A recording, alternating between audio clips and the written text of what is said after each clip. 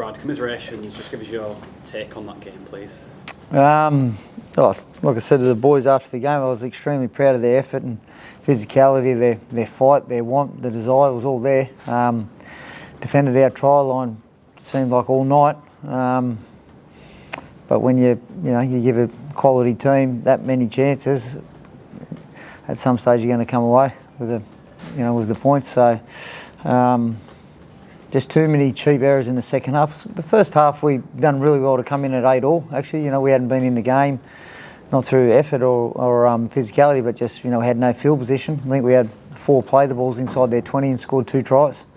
But the second half, just too much cheap possession. We handed them down at our try line. They didn't have to work hard enough for it. Like I said, we worked hard to get our field position down there, and when we got it, we scored. So we've got to learn from that. Was that the main difference, do you feel, just the amount of times you invited Wakefield? Yeah, well, I don't know what it ended up, but possession would have been high for them in our 20 compared to what we had. I don't even know if maybe we had 1 good ball start in the second half, and we only had 3 in the first half. And the one in the second half, we got points off the back of.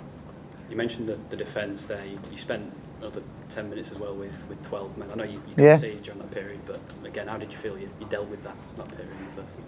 Yeah, look, pretty good to come away. They're a good attacking team. So I thought we handled that okay. To only concede the 1 try, and like I said, to come in at 8-8 at half time, we were pretty happy with that. And we hadn't done a lot wrong. But then in the second half, just probably 4 or 5 crucial errors, and even one at the back end. Put a kick up, and I don't know how we allowed to let the ball bounce.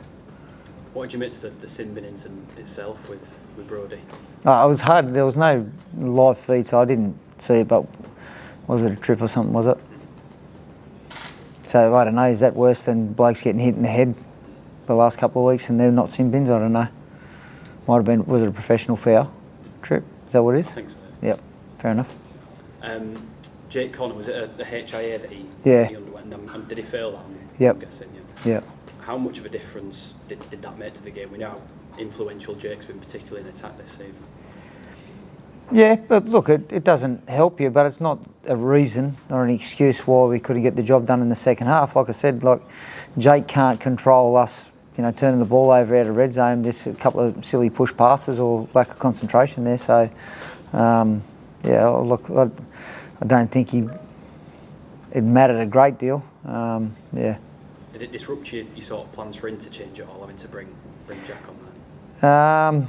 Well, I didn't really have, we had a lot of young guys on the bench, and, with losing Ackers and having Cinny there, so only had the first 2 changes planned and just see how it went. Like bringing Alfie off and having to move Callum, so having to defend with 12 players, it knocks it around a little bit. But again, I don't think there's no reasons or excuses that we're looking for why we didn't win that game.